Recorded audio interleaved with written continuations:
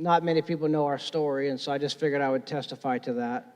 But, God knows what he's doing when he's going to join you with somebody.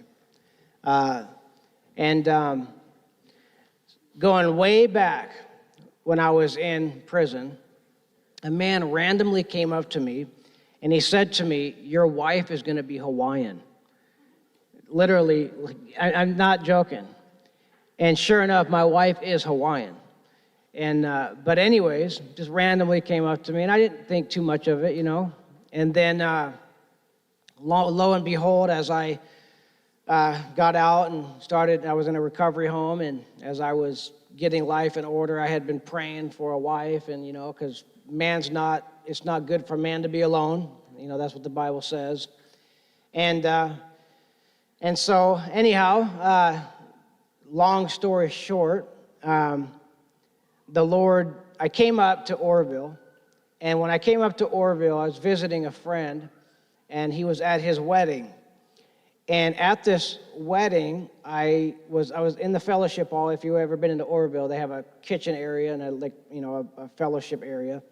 I was in the kitchen and I was helping do whatever, I can't recall, but I remember seeing Joni walking by, and I remember at the moment, everything got quiet, and I saw her, and the voice of the Lord said, "That's your wife." And as I was looking, I thought, well, hold on. Well, wait, she's got a ring on her finger. So then I said, this is the devil. Where did this come from? But anyways, so apparently I had prayed for somebody, or I prayed for the couple that was getting married at their reception. And the Lord told her, and she never saw my face, she just sensed that when I was praying for this couple, that I was her husband. And she never saw my face. But anyways, a year later after this event, I ended up coming up to OROVILLE, and by this time I was just kind of done. I had been single for 10 years. And I was kind of done praying for a wife, because I wanted a wife. But anyways, so I was done. I was just my mind was bent on ministry. And anyways, sure enough, that morning, before I went to the service in OROVILLE, I had this dream. Now, God speaks to us in dreams. And in this dream, I remember, I think I've shared this before, but anyhow, so I had this dream, and in this dream, I'm holding onto this woman, and I'm protecting her, and it was like I just kept on saying over and over and over, my faith is important to me. My faith is important to me, as if I was protecting her through like stirring up my faith, in God. Like I was protecting her through my faith in God, because there is danger lurking. And then the dream shifts, and then I saw on her side a very beautiful, calligraphy, cursive lettering of my name on her side. Then the dream shifts, and then I'm looking in this face, and it's not clear. It's coming in and out, and I could sense that she had brown eyes. I could sense that she had brown hair, and then I'm just looking at her, and I could see she's smiling, and I'm trying to search, to see the face that I'm looking at, and then all of a sudden everything just burst into every color that the rainbow colors of everything. And then I woke up from the dream. And so anyhow, that morning, I was troubled about the dream because I had been single for a long time. And I think that unless God is giving you the gift of being a eunuch, you'll have, it's not a gift I want. But anyways, you'll have peace. If God gives you that gift, he'll give you peace. I didn't have peace. I was restless. And so anyways, so that morning, I met my wife at the church service that morning. And ever since that morning, her eyes were on me, my eyes were on her, and we went through the long process of the courting process. But anyhow, I thought it was like a pretty cool thing, because God called me to OROVILLE to oversee the men's discipleship program. Joni has been overseeing Ruth House for the last 9 years, 10 years. 10 years, see, yeah. she's the one that's right. I'm Mr. Wrong. I'm not Mr. Right. I'm Mr. Wrong. So, but anyways, so it's been a wonderful journey. There has been danger. When I interpret that dream, I can see it as real as it really was. I interpret the dream as this: that this is a marriage, that this is your partner, that God has put together. There is enemies against you, which has been real, and I'm talking about in the spirit realm.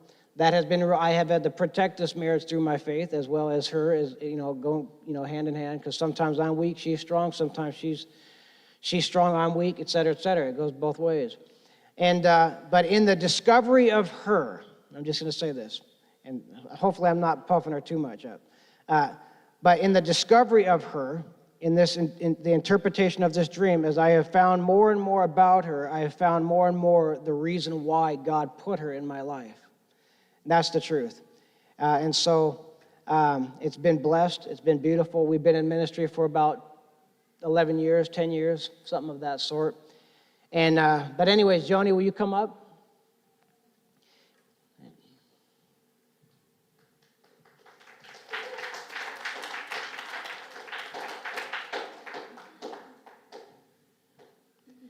Love you.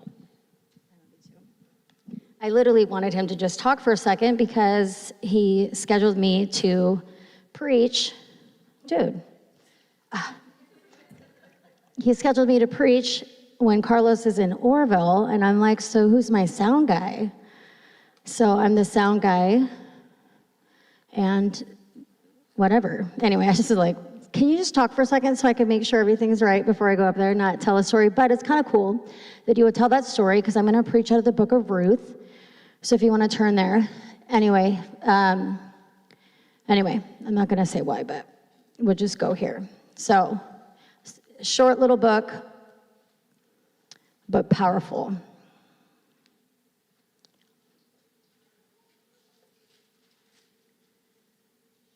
And I always assume everybody has read the book of Ruth, and if you haven't, you need to.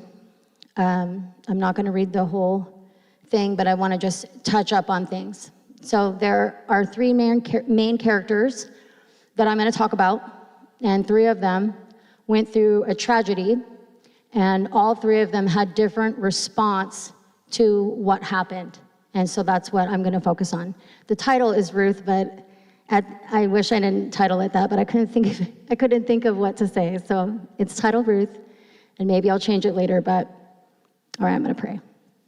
So Lord, I just thank you, God, for putting this word in my heart. Lord, I thank you that your word is alive and living and breathing, and I know that this is a word for this church, this body, Lord, because you didn't let me move away from it.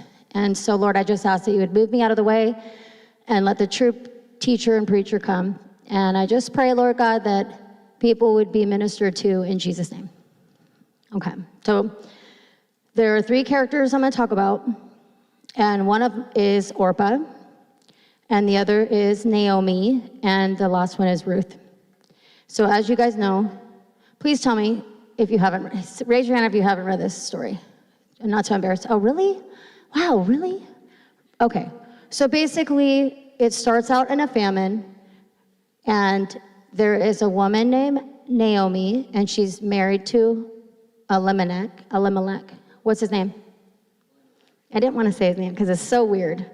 So anyways, they are leaving. They live in Bethlehem, Judah. They're going to pack up everything because there's a famine, and they're going to go to Moab. Okay. So anyway, in a nutshell, I'm going to go through these characters. I'm going to bounce around just because it's important.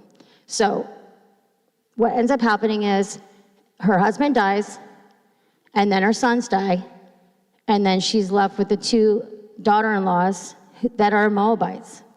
And so Orpah, she returned to, I guess I can't really cover that like that. It's fine. Okay, I'm going to just talk about this. We're going to read verses 6. So basically, the husbands died. 10 years goes by. The sons die. And now Naomi is like, let's return to the land where there's food.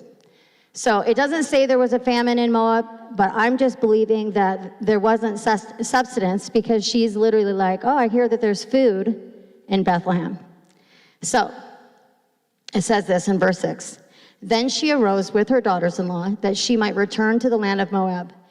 For she had heard in the land of Moab that the Lord had visited his people in giving them food. So she departed from the place where she was, and her 2 daughter-in-laws with her, and they went their way to return to the land of Judah. And Naomi said to her 2 daughter-in-laws, Go, return each of you to your mother's house. May the Lord deal kindly with you as you have dealt with the dead and with me. May the Lord grant that you may find rest, each in the house of her husband. And then she kissed them and they lifted up their voices and wept. And they said to her, No. Now remember, they both said this, no. Sorry.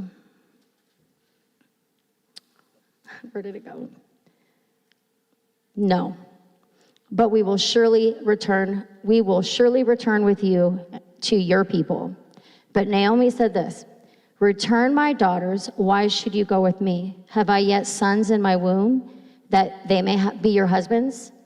And so, this is just what I felt like God gave me. Sorry, I'm so nervous, I don't know why.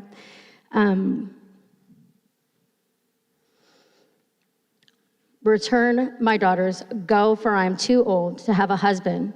If I said I have hope, if I should have a husband tonight and also bear sons, would you therefore wait until they're grown?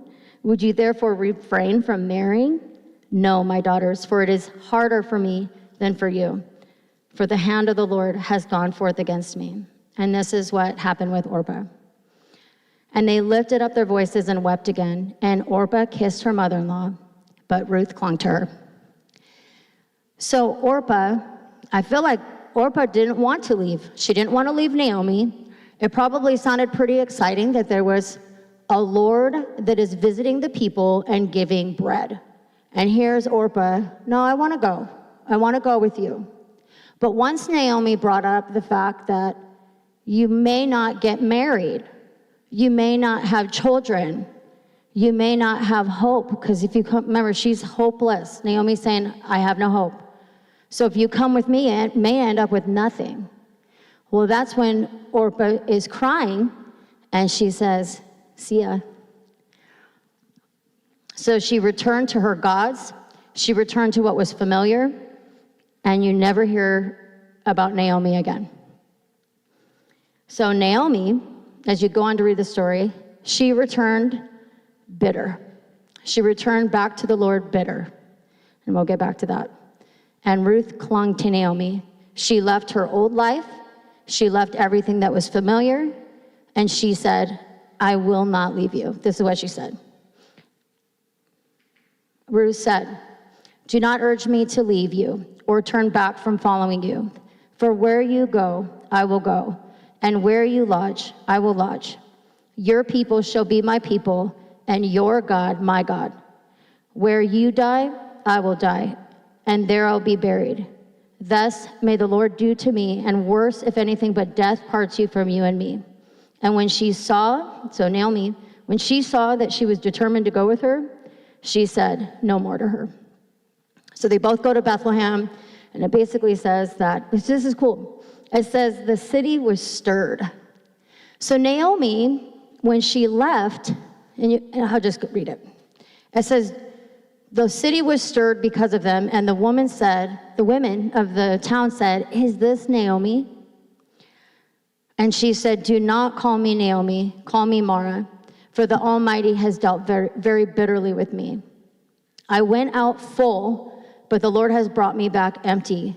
Why do you call me Naomi? Since the Lord has witnessed against me, and the Almighty has afflicted me. So Naomi returned with Ruth the Moabitess, her daughter-in-law, who returned from the land of Moab, and came to Bethlehem. And it was in the beginning of a barley harvest. So check this out. That's what I feel like God. So I'm going to go back to Orpah. So as you're going through life, I just want you to identify with all three of these people, because I think we can. When it was mentioned to her, like, you know, this is an unknown thing. Like, if you come with me, it's unknown. You may not ever have a baby. You may not never have a husband. I don't know what tomorrow brings. And so she takes off, right? And I feel like many of us, we do this. We leave God's will. I'm not saying God. I'm not saying you leave God. I'm saying you leave God's will. Because the thought of being alone outweighs the unknown. The thought of not having what you think you want or need outweighs what's best for you. Like, he knows what's best for us. Like, for us to, and I've done this. I know I'm not the only one who's felt like God said, do this. And I'm like, that's hard. That looks hard. Like, when I moved to Oroville in 2013, I'd already gone through the program. I went through the program in 2007, and I loved Oroville. Like, if you could have, I was like, I'm gonna live here forever. Like, I love Ruth's house. I love this ministry. I love this church. But the problem was I was married to some guy that did not want to live in Oroville. And so, anyways, so I had to go back. I had to go back to, like, honor this guy that I was married to. And so anyway, 6 years, I stayed in communication with Ruth's house and Diane. She was my house supervisor, and I stayed connected to the church. And man, if you would have told me, I just never wanted to leave, I promise. So anyway, all hell broke loose in my life, and the marriage fell apart, and it was really ugly. And so when I came back like a hot mess. I relapsed after being sober for 6 years, and I never thought, like, there's no way I'm gonna relapse. Like, there was no way that I was gonna relapse.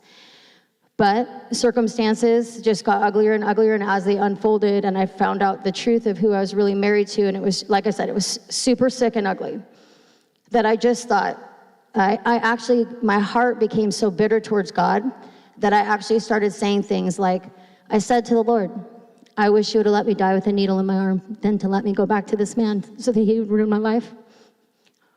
I was so angry with God, but I didn't know I was angry with God. I thought I was angry at a man. But it took Pastor Randy McAllister in a cross class to stand up and confront me. And he stood up and he said, you better be careful who you're mad at, because I don't think you're mad. I think you're mad at God. You're not mad at Rob. And I remember thinking, how dare you? How dare you tell me what I felt like, So I waited and I went off on him after class. But I just remember thinking, I'm not mad at God, but I was so mad at God. And so anyway, I relate a lot with Naomi. I relate a lot with Orpah, because there's times where I'm like, peace out, this is too much. I can't handle it, right? Do you trust God? Like, do you really trust God? What if you never get married? Is he enough for you? What if you never have a baby? Is he enough for you? What if you never, get the thing? I mean, obviously, I'm not just trying to talk to women, but there's got to be something that people want so bad, but if you don't get it, like for me, when I went to Ruth's house in 2007, I did not have custody of my daughter because I shouldn't have. And I called my dad, and he had my daughter, and I called him on the phone, and I said, I'm about to leave to go to Oroville, but I want to guarantee that I'm going to get my daughter back, because I did not want to, guys, I'd been in, at the time, 12 rehabs, and 2 of them were 1 year.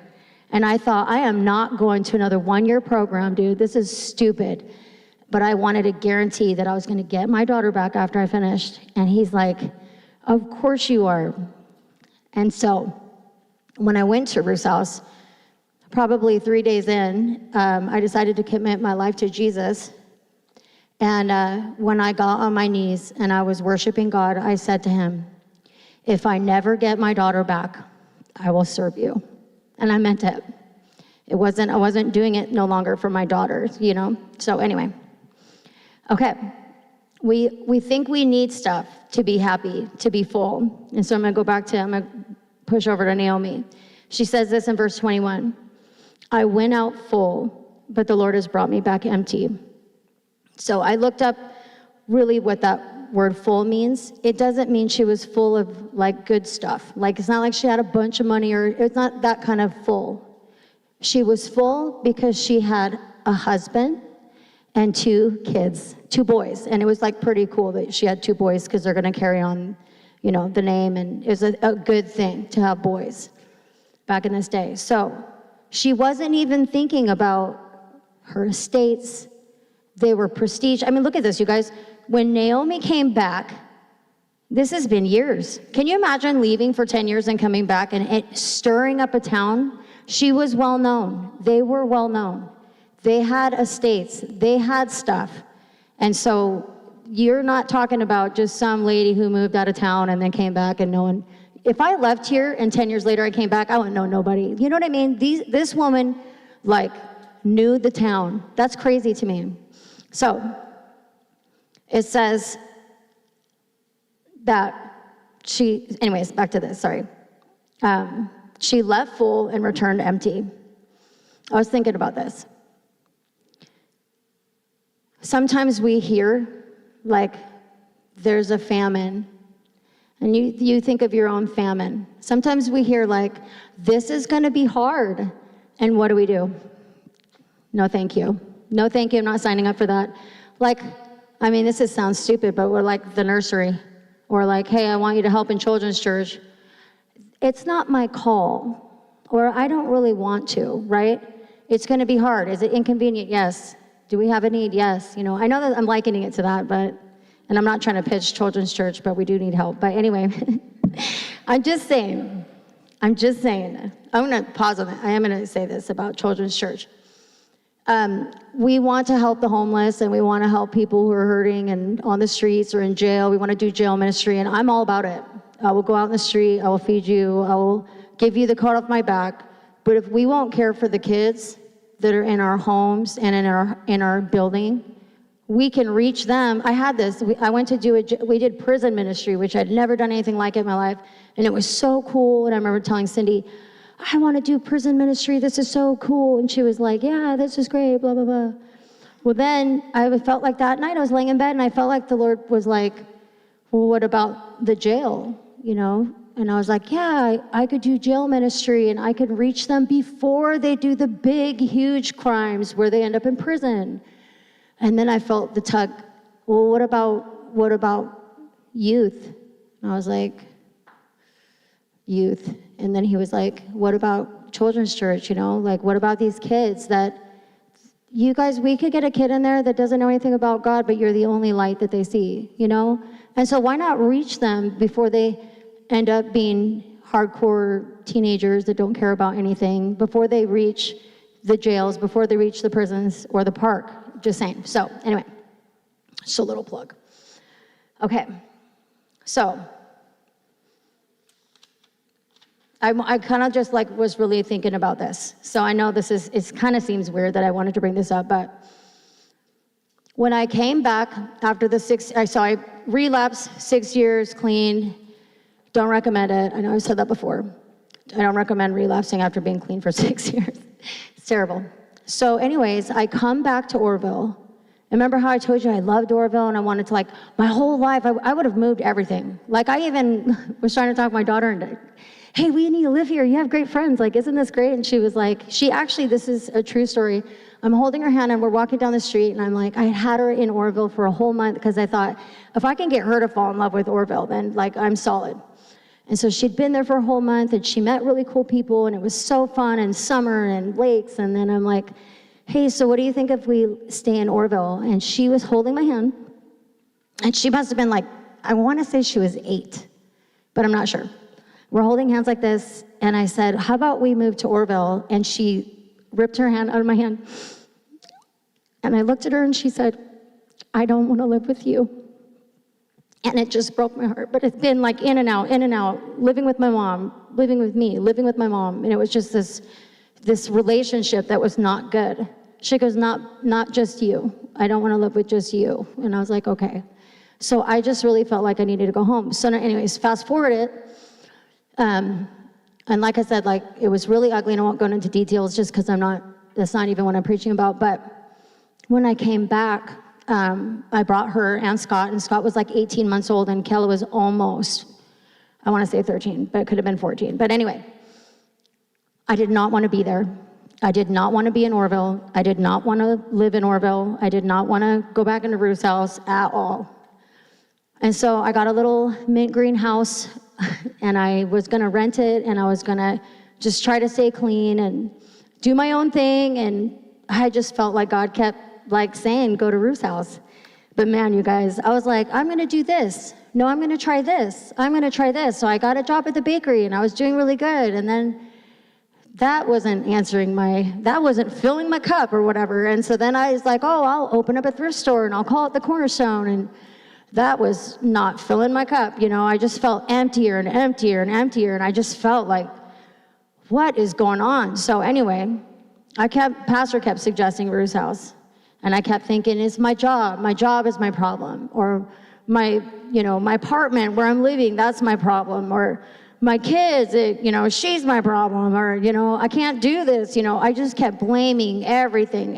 The situation I'm walking through is not my fault. It's everybody else. But as God was eliminating these things that I was saying, oh, it's because of where I live. And then he gave me a brand new apartment, and I was falling apart there too. And I was like, man. So then I was like, well, it's because my daughter's on drugs, and it's a trigger to me. And so then he put her in juvie, and I was like, okay, I'm still doing drugs. Okay, so this is not, it's like every time I just thought, dude.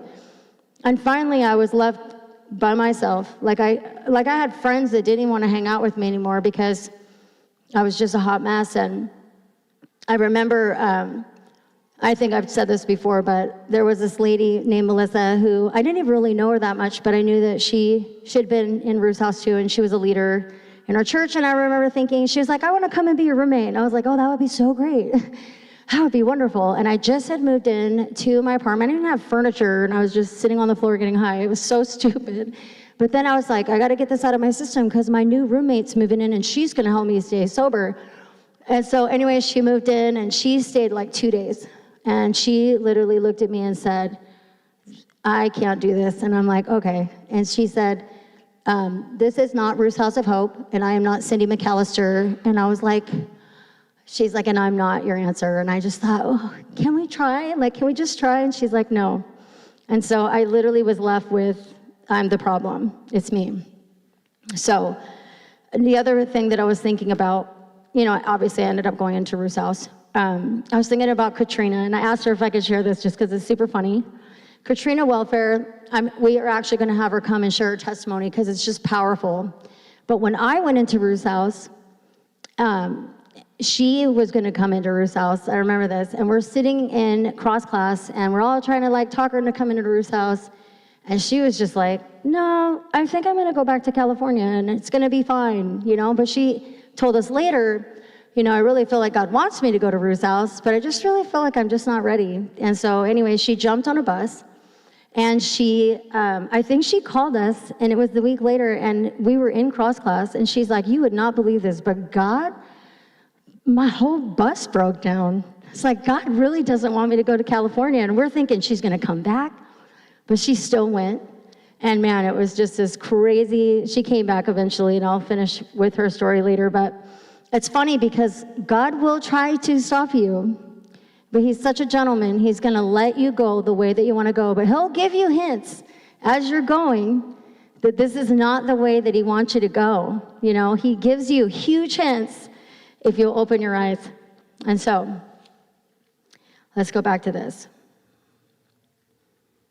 I feel like God, I know I preach a lot about pain, but I feel like God uses pain to get people's attention.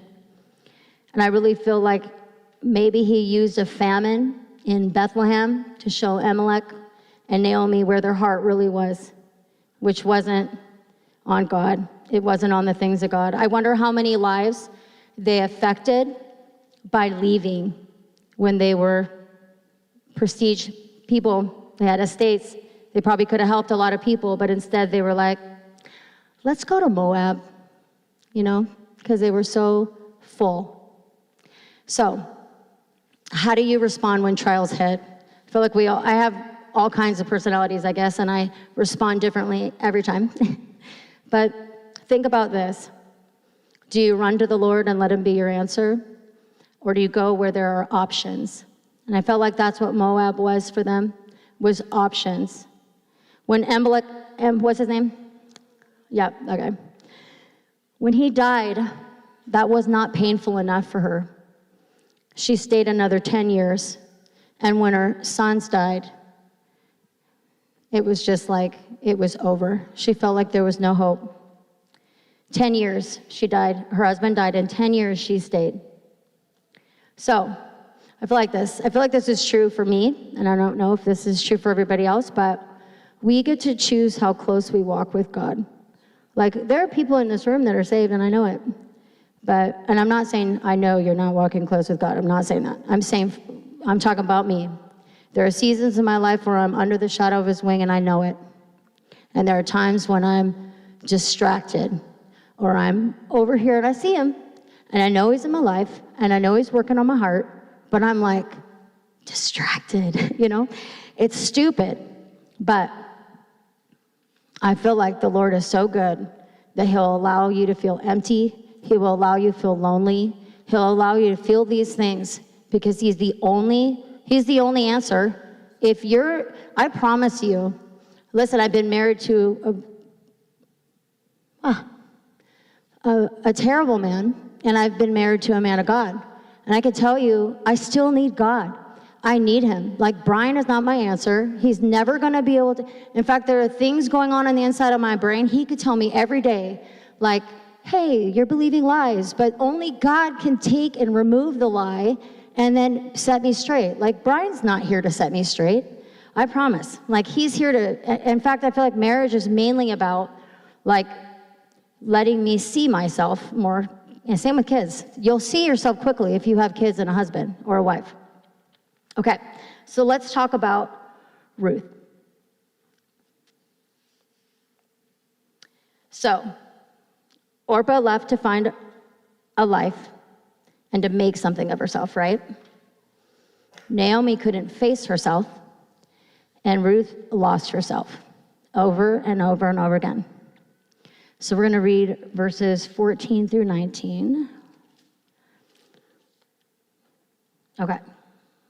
It's kind of cool because I wrote this down right here too. This is Ruth. She clung to Naomi. She got up and got to work, and then she communed. But anyway, I just thought it was cool because, listen, there's work to be done. And I'm not talking about works, like to make yourself righteous and holy before God. But this is, like, I feel like she gets there, and right away she's like, hey, please let me go to the field and glean among the ears of grain after the one, listen to this, it says, after one in whose sight I may find favor. And Naomi said to her, go. So she departed and went and gleaned in a field after the reapers, and she happened to come to the portion of the field which belonged to Boaz, and he was the family of Amalek. So, I said that Ruth lost herself over and over again. But let me just ground this really quick. So, Boaz, now behold, Boaz came from Bethlehem and said to the reapers, may the Lord be with you. And they said, may the Lord bless you. And then Boaz said to his servant, who was in charge of the reapers, whose young woman is this? And the servant in charge of the reapers answered and said, she is the young Moabite woman who returned with Naomi from the land of Moab. And she said, please let me glean and gather after the reapers among the sheaves. Thus she came and remained from morning until now, and she's been sitting in the house only for a little while. Then Boaz said to Ruth, listen carefully, my daughters. Do not go glean in another field. Furthermore, do not go on from this one, but stay here with my maids. Let your eyes be on the field which they reap, and go after them. Indeed, I have commanded the servants not to touch you, and when you are thirsty, go to the water jars and drink from what the servants draw. And this is what she did. This is her response. Then she fell on her face, bowing to the ground, and said to him, why have I found favor in your sight, and that you should take notice of me, since I'm a foreigner? Because back then, you guys, Moab, like literally, I did some digging because I wanted to know what was wrong with the Moabs anyway. So when Lot left, his daughters were worried that they were going to be left with nothing. So they got him drunk and they slept with him, and then they had babies. So that was the Moabites. Kind of weird.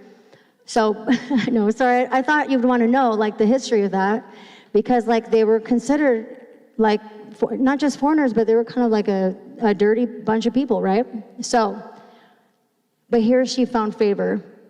And Boaz answered and said to her, all that you have done for your mother-in-law after the death of your husband has been fully reported to me, and how you left your father and your mother and the land of your birth and came to a people that you did not previously know. May the Lord reward your work and wages be full from the Lord and the God of Israel, under whose wings you've come to seek refuge. So it's really cool because to me, she was just hungry and wanted to get to work, but she also wanted to be a person that was providing for her mom. And so, anyway. Sorry. So, this is important. So she says, I have found favor in your sight, my Lord, for you have comforted me and indeed have spoken kindly to your maidservant, though I am not like one of your maidservants. And at mealtime, Boaz said, come here, that you may eat the bread and dip your piece of bread in vinegar. And she sat beside the reapers, and he served her roasted grain, and she ate and was satisfied. So check this out. I was looking at these words just because, I don't know, I just wanted to.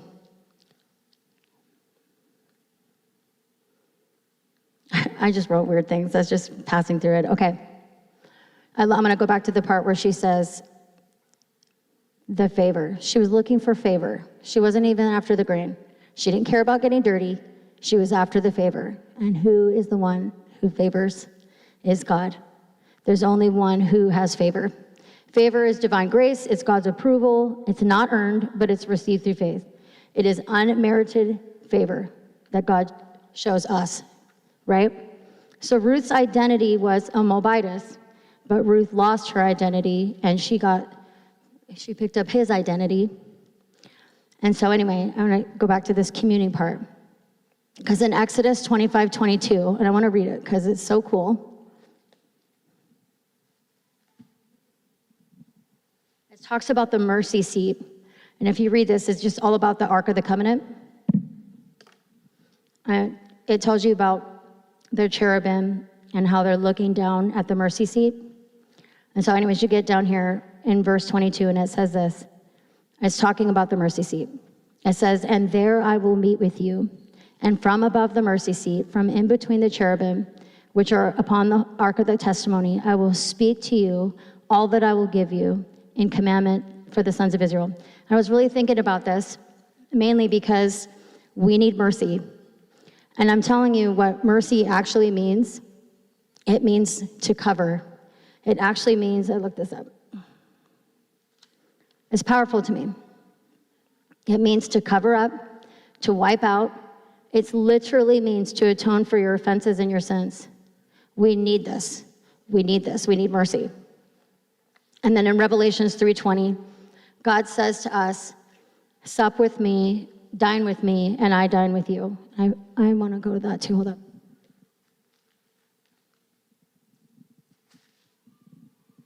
It says, behold, I stand at the door and knock. If anyone hears my voice and opens the door, I will come in and will dine with him and him with me. And I brought those two scriptures out because that's what this mealtime was. It wasn't just having a little bread with your, whatever. Not like a little break. He's talking about communion. When he says come, it means to bring near. It's the same word used to describe when the priest would come with the sacrifice to put on the altar. That's what that word come means. To dip. It actually means to plunge. This word here, I looked this up. It's the same word that's used when the priest dips his finger, a live bird, cedar wood, hyssop, and scarlet yarn into blood. It's the same. So when he says dip your bread, he's saying commune with me, come, commune with me, and apply the blood. Like that's what he's saying. He's saying dip, plunge yourself into the blood. This is about a sacrifice. This is about his sacrifice, right? It was meaning. Okay, so anyways, the same word used when Naaman went and dipped himself into the Jordan to be healed of leprosy. Like that's what, and remember, he didn't just dip in there. He was like thrusting himself, like he was aggressively, like he didn't even want to do it. He didn't even want to go. Like he wanted to go to a clean place to wash off. But this is where Elijah said, no, go to the Jordan. And so anyways, that's like when you think of that story, you got to think of, he wasn't just going, oh, like I'm going to get washed. He was like aggressive about I'm doing this until, like he wanted to be healed. And that's what this is right here. So let's go back to the bitter Naomi. It took a radical Ruth to wake up the soul of a bitter Naomi. You guys, we need a Ruth in our life. There's going to be times when life is making you bitter, and if it's never super cool, let's be friends, because I need a Ruth. Because here's the deal: there's going to be moments where we need a holy, radical woman of God or man of God in our life that's going to say, listen, she never said, man, Naomi, you're bitter.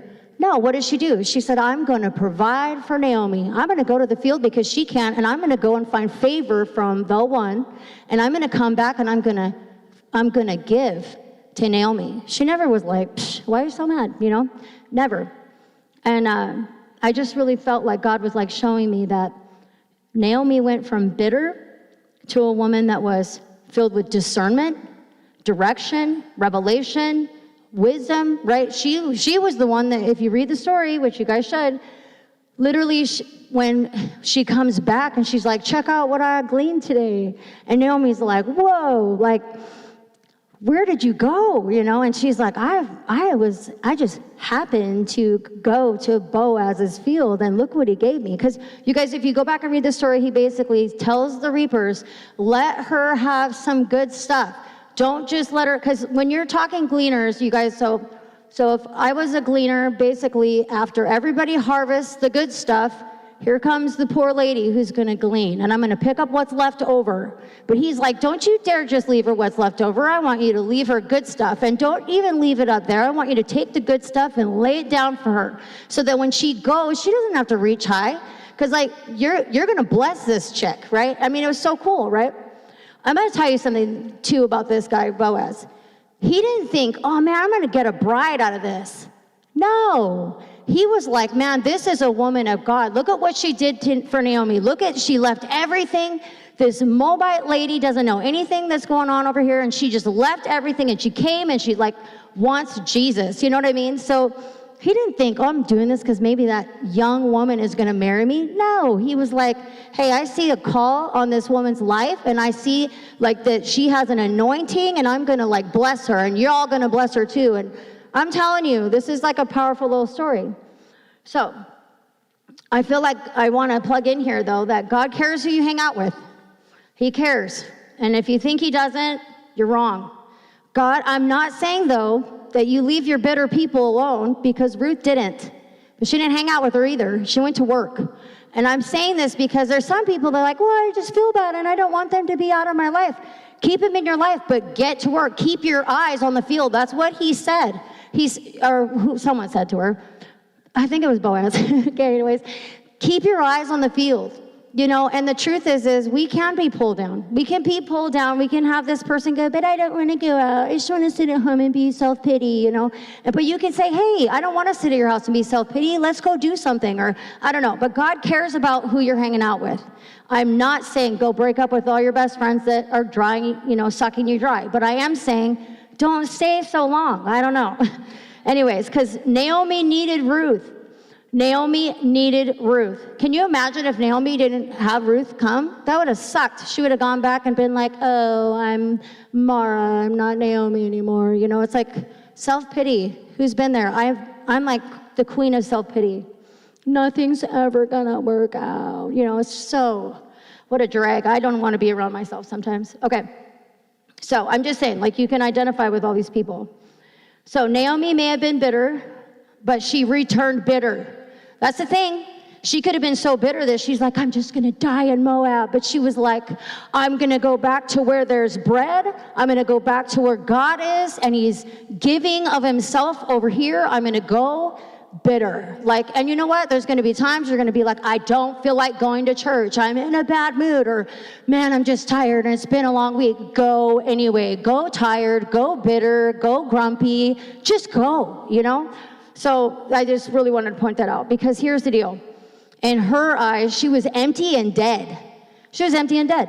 It reminds me of those like leprous people. Do you guys know what I'm talking about? There's a story in the Bible. You have to look it up because I don't know where it is, but it's so funny to me. I laugh every time because they're sitting here. they're leprous people, their limbs are falling off and they're dying, and then they're like, we should go and check out the camp. We're dying anyway.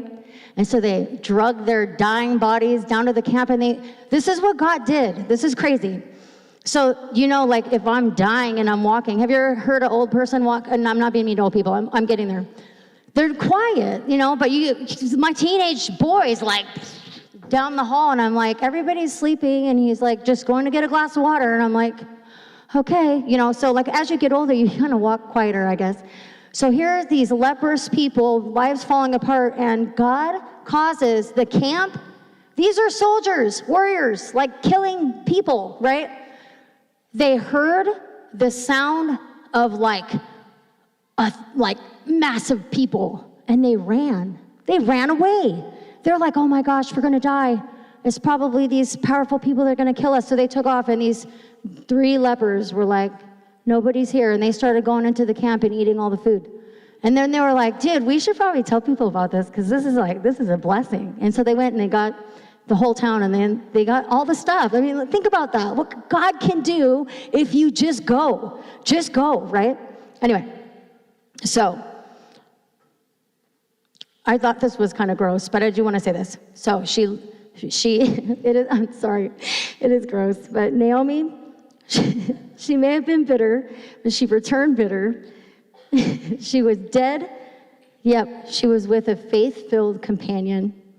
And later she was blessed, and she was actually the nurse maid, which is so gross. Can you imagine having a baby and giving him to your mom and saying, nurse my baby? That's kind of gross to me. I was really grossed out by that. But it was like she went from dying. You can't nurse if you have no life. God gave her life. Like God filled her with an abundance of everything. I know, it's kind of gross, but it was kind of cool when I read that. So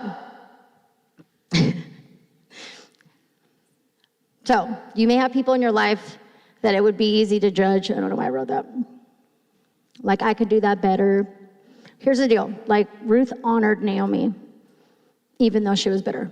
Like, have you ever hung out with someone and been like, I know me and Alex were talking about this yesterday, but like, you're not gonna say, like, hey, I can do this way better than you're doing it, or faster, or more efficient, but they're so set on doing it this way that, you're just starting to go, okay.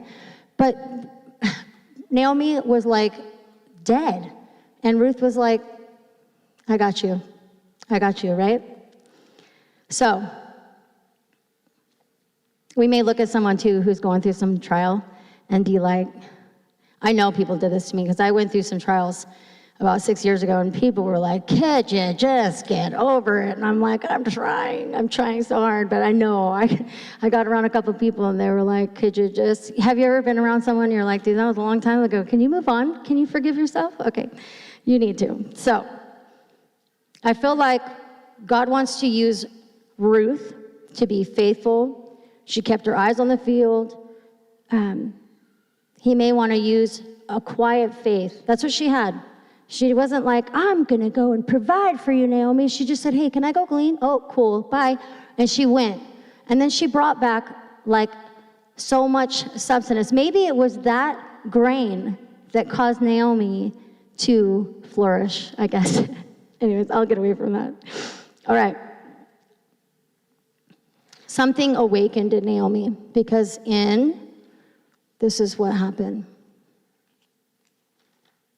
Verses 8 and 9.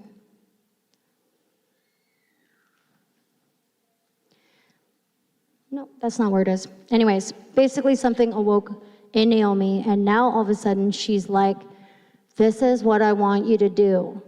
And she gave her some direction. And I'm going to tell you something. If somebody told me when I met Brian that I was to go, and when he lay down, I was to go and uncover his feet and hide myself at his feet, I would be like, you're kidding. But that's what Naomi wanted her. She said, I want you to go in. This is what he's doing. You're going to watch him work, and then you're going to wait for him to lay down, because there's probably other people working, right? And you don't want to lay down next to the wrong person. You don't want to uncover the wrong feet. So once she knew where he was resting, she was to go, and she covered herself with his blanket. right? I was thinking about this, because go back to that mercy seat. It literally means to cover. You know, and so many people, if you look these things up, there's so many people that have so many commentaries that were like, oh, this is what this meant.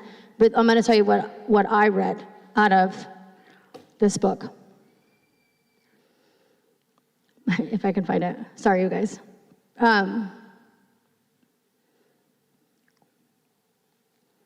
She goes and lays at his feet. And this is what because he gets startled. He wakes up, probably looks down on this young, like, it's probably warm, you know what I mean? And then he wakes up and he's like, whoa, what is this chick doing? And she says to him, cover me. It's a picture of Jesus. Boaz is Jesus and Ruth is the believer. And we go to him and we say, cover me. So what are we saying? When we say to God, cover me, we're saying, be my refuge, be my shelter, be my divine protection. What she was actually asking him was, will you redeem me? Will you redeem me? Okay. That's kind of cool. 9, verse 9. This is chapter 3. And he said, who are you? And she answered, I am Ruth, your maid. So spread your covering over your maid, for you are a close relative. And he said, may you be blessed of the Lord, my daughter, for you have shown your last kindness to be better than the first, by not going after young men, whether poor or rich. And now, my daughter, do not fear. I will do for you whatever you ask, for all my people in the city know that you are a woman of excellence. And so what's cool about this is, he actually says, go ahead and keep sleeping. But anyways, he said, in the morning, you can go on your way. And he like loaded her up with a bunch of grain, and she went back to Naomi. And Naomi said, she told everything that happened, and Naomi said this to her, wait, my daughter, until you know how the matter turns out, for the man will not rest until he has settled this day. And I feel like that's a message that's what the Lord has for us.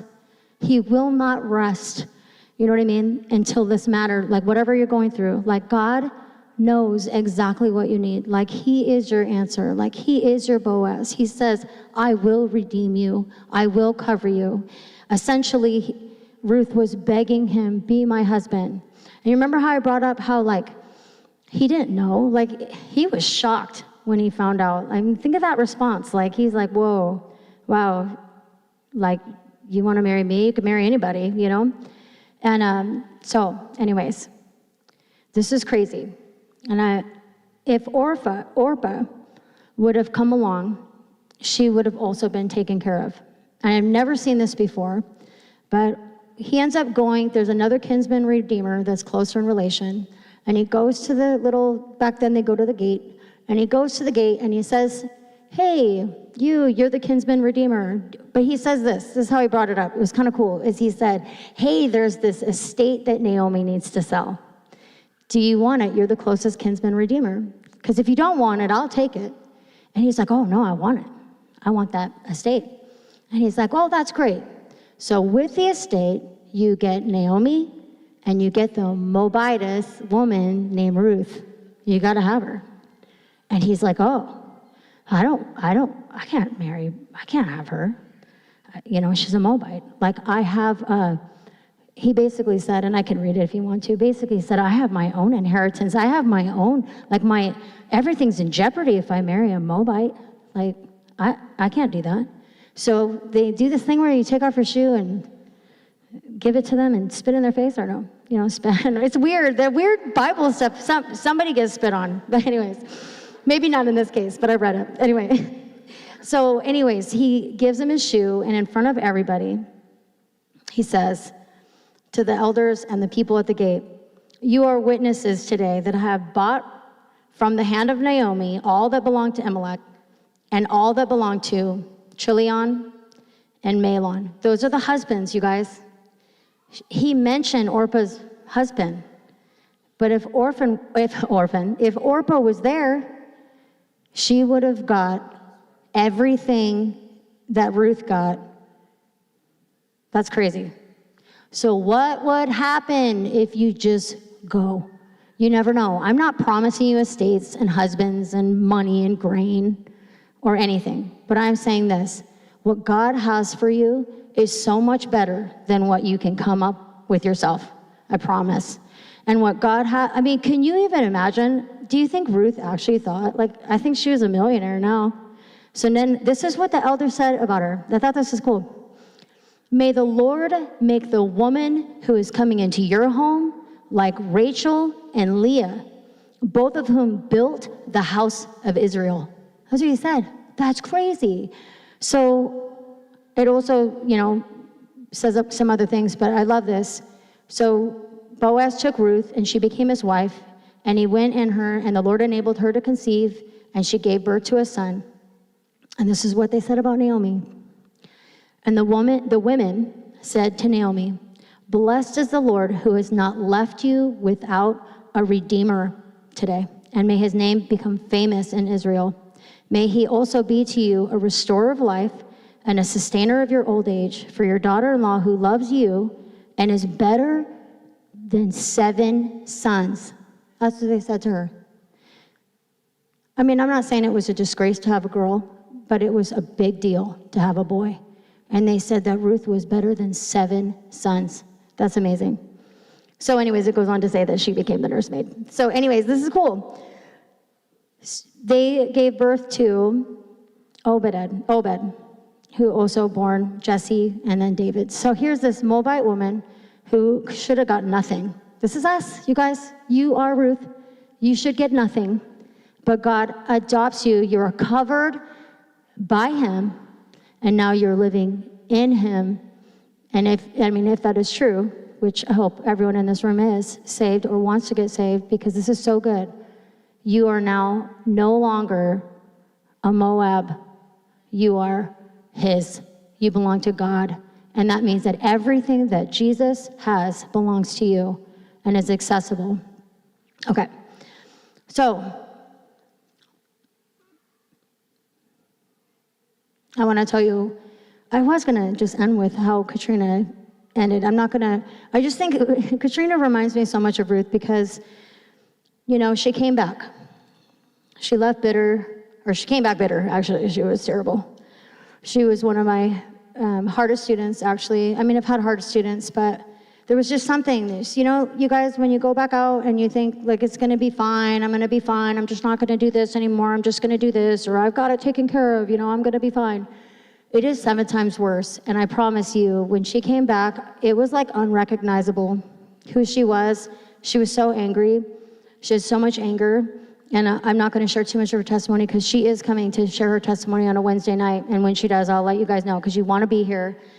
When she came back, she had voices, and she was under such a spiritual attack, and it was just terrible. Like, probably one of the worst cases is schizophrenic. I swear, she'd walk by you, and you would say nothing, and she'd go, "What'd you say?" And you're like, "Nothing." I was terrified. Like, I told Cindy many times, like, I don't think I can do this. Like, you're her house supervisor, and every time she walks by, she thinks I'm attacking her verbally, and I'm not even saying a word.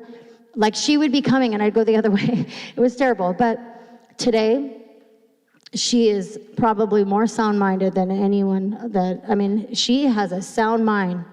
And yeah, it's a miracle. Like, she is a walking miracle. And I just know that, see, everyone thinks this book is really about Ruth, and yay, she got Boaz, and it's such a little love story, but I really feel like the power of this whole book is really about Naomi, because she returned bitter. She returned anyway. She came to God. She knew he was the answer, even though she was a disgrace to herself. Like I said, she couldn't even look at herself. And I felt like it's a powerful thing what God can do when you just come back to him. And I just really feel like, I'm not talking about people who have lost their salvation and you're just a hot mess. I'm talking about people who are just like doing their own thing or like excusing this or that. I'm not talking about following a bunch of rules and you better be doing the right thing and you better be reading your Bible every day. Those things are all important, but if your heart is like, I didn't read my Bible today, so like God must hate me. Like, if that's your heart anyway, like I come to this book and I'm like, I will not be able to get anything out of this book if you don't speak to me, blow on this word right now and speak to me, because otherwise I'm just going to be like doing some kind of ritual, and I don't want to do that either, this book will come alive as we come to it and just say, Lord, I need help. I need a Savior. I need you to speak to me. I won't even be able to hear your voice if you don't do something. You know, this is, I need you, you know? So anyway, I want to end with Christina coming up and singing. And I want people to come up and get prayer. Because you guys, whether you see yourself as a Naomi or a Ruth or an Orpah, we need prayer and we need Jesus and we need to just get our hearts back, focus on the things of God. You know, because I know we've been hearing, oh, this is the end of the end times, but I'm letting you know, like, when trials come, we gotta go. We gotta run to God. We cannot run to people. No one in this room is gonna help me. You know, we can try, we can say, come, let's go to this altar. Come to the altar. That's the only thing I can do is lead people to the altar. Lead people to get on their face before God. He's the only one. He's the only way. So I want her to